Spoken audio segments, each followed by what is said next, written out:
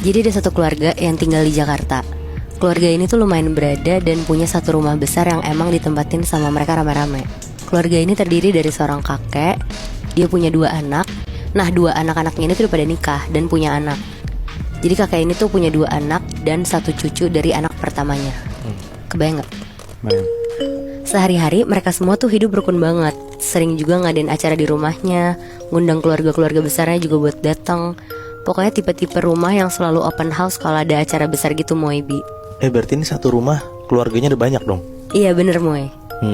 Si Si kakek kita panggil kakek aja ya. Anak-anaknya namanya Bagus sama Bima. Cucunya itu tuh anaknya Bagus namanya Lita. Kakek tuh tipe kakek yang adil sama anak-anaknya dan sayang banget sama cucu satu-satunya. Apalagi Lita itu masih SD umur 7 tahun, jadi masih kecil dan sedekat itu sama kakek. Sampai akhirnya di umur 80 tahun kakek meninggal karena sakit. Bagus, Bima sama istri-istrinya termasuk Lita tuh sedih banget. Mereka terpukul karena kehilangan kakek. Di hari kakek meninggal, Bagus dan Bima tuh sibuk ngurusin pemakaman kakek. Sedangkan istri-istri mereka tuh sibuk ngurusin rumah kakek, karena jenazah kakek kan akan ada di rumah dulu sampai zuhur baru dimakamin. Lita cuma bisa nangis-nangis di samping jenazah kakek. Keluarga sama rekan-rekan terdekat kakek juga udah mulai pada datang nih ke rumah kakek buat ngelayat. Akhirnya sekitar jam 12, jenazah kakek dibawa pakai ambulans menuju pemakaman. Hari itu tuh lagi terik banget, semua keluarga juga datang ke pemakaman kakek. Dan ketika prosesi pemakaman selesai, Bagus, Bima, istri-istrinya dan Lita balik ke rumah. Mereka ngejamu tamu yang makin ramai datang sambil nyiapin untuk pengajian malam nanti. Sekitar jam 7 malam, pengajian mulai, semua berdoa buat kakek. Setelah pengajiannya selesai, ada satu teman Bagus nyamperin Bagus, namanya Rina. Dia ngobrol sama Bagus, ngomongin kakek, sampai-sampai Rina itu tuh nawarin Bagus untuk ngejual rumah kakek dan hasilnya bisa dibagi sama Bima.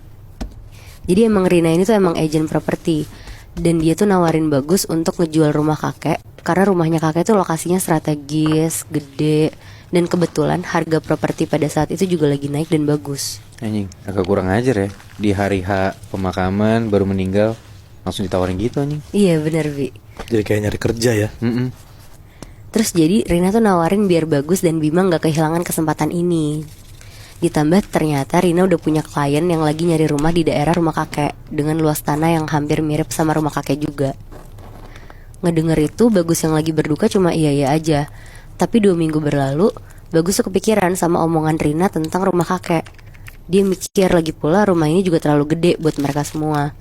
Dan kalau dijual juga lumayan bagus. Terus Bima juga bisa beli rumah kecil dan sisanya buat jadi tabungan mereka kan.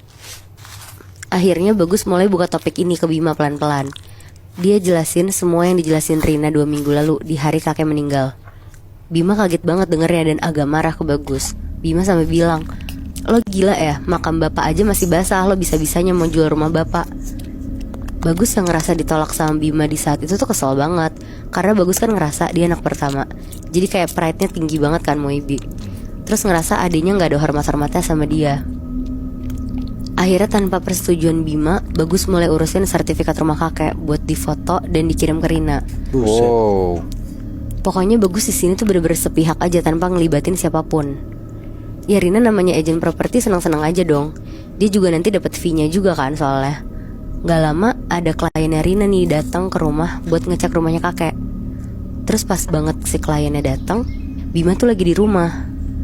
Ngelihat itu Bima langsung ngusir Rina sama klien ini di depan Bagus. Bagus yang gak terima kesel banget sama Bima. Akhirnya Moebi, Bagus pakai cara yang gak diduga-duga. Dia pakai orang pinter buat guna-guna Bima biar Bima tuh nurut-nurut aja sama Bagus. Buset, sampai begitu ya? Wow. Setelah bolak-balik orang pinter, akhirnya mulai kelihatan nih hasilnya Moebi. Pas kliennya itu balik lagi, Bima udah diem aja, udah gak peduli sama mereka semua. Bagus ngerasa ini tuh berhasil banget kan. Dia pelan-pelan ngejalanin semuanya. Dan pas banget di malam pengajian 40 hari kakek, setelah selesai pengajian, Bagus tuh bilang lagi ke Bima untuk mau ngejual rumah kakek. Dan sesuai dugaan, Bima ngeiyain itu semua. Udah nih, terus pas malam-malam mau tidur sekitar jam 9 malam, Bagus istrinya sama Lita kan tidur sekamar. Lita nih emang sebenarnya tipe anak yang suka tidur jalan gitu Moibi, kayak ngigo gitu. Sampai sleepwalking tapi. Bener. Oke. Jadi kalau ngelihat Lita tiba-tiba jalan keluar kamar, Bagus pasti udah tahu kalau anaknya nih lagi ngigo. Biasanya dikejar sama dia biar dibalikin ke kamar lagi. Nah pas banget di malam itu, Lita nih jalan tiba-tiba keluar. Tapi anehnya Lita tuh lari. Dikejar dong sama Bagus cepet-cepet.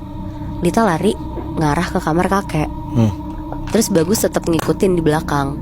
Nah pas Lita mau buka gagang pintu kamar kakek, Bagus langsung stopin dan megang bahu Lita buat ngajak ke kamar lagi. Tapi pas Bagus pegang bahunya terus ngebalikin badannya Lita, tiba-tiba mukanya Lita tuh berubah jadi muka kakek. Terus bilang, Bagus, Bagus, kok gitu? Wah Bagus langsung pucet. Tapi karena itu badan Lita, Bagus gak ninggalin Lita. Dia teriak nama Bima kenceng banget. Sampai semua orang yang di rumah itu tuh keluar dari kamar. Dan Lita juga ternyata keluar dari kamar mereka. Wah anjing. Nah pas Bagus balik badan lihat lagi ke arah kamar kakek, muka kakek yang dia lihat di badan Lita tadi tuh udah gak ada. Semua orang yang diceritain sama Bagus tuh gak percaya, karena nganggep Bagus itu tuh halu kan. Akhirnya semuanya nyuruh Bagus istirahat. Nah abis itu Bagus berusaha lah buat tidur. Dan pas Bagus ketiduran, Bagus tuh mimpi Moebi. Ada kakek ngeliatin dia, tapi mukanya kakek tuh marah banget di situ. Langsung kebangun kan dia.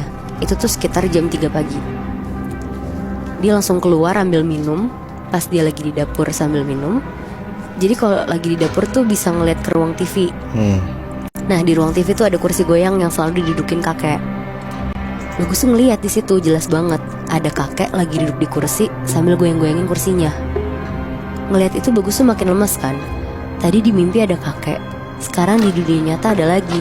Akhirnya Bagus baca-baca doa, terus teriak-teriak, jangan ganggu, bapak udah gak ada di alam ini. Dia teriak-teriak gitu sambil jalan cepat ke kamarnya. Pas dia ngeliat ke arah kursi goyang lagi, kakek tuh udah gak ada. Buru-buru lah akhirnya Bagus lari ke kamarnya. Tapi pas dia mau masuk kamarnya, tiba-tiba Bagus tuh ditepok dari belakang kenceng banget. Bagus! Kaget dong Bagus. Akhirnya Bagus kayak berlutut gitu, terus ngomong, maaf pak, maaf, Bagus gak jadi jual rumah ini. Besokannya karena Bagus sudah sadar, dia langsung minta maaf lah ke Bima dan ngakuin semua perbuatannya. Bagus juga langsung kayak taubat gitu dan minta maaf ke makam kakek karena sempat terbutakan sama harta. Abis kayak belum 40 hari yang dia pikirin udah ngejual harta bapaknya sendiri gitu kan Nat ya? Iya bener Moy. Makanya digentayangin lah sama si kakek ini kan. Terus berarti akhirnya si rumah itu gak jadi dijual kan? Gak jadi jual Bi akhirnya.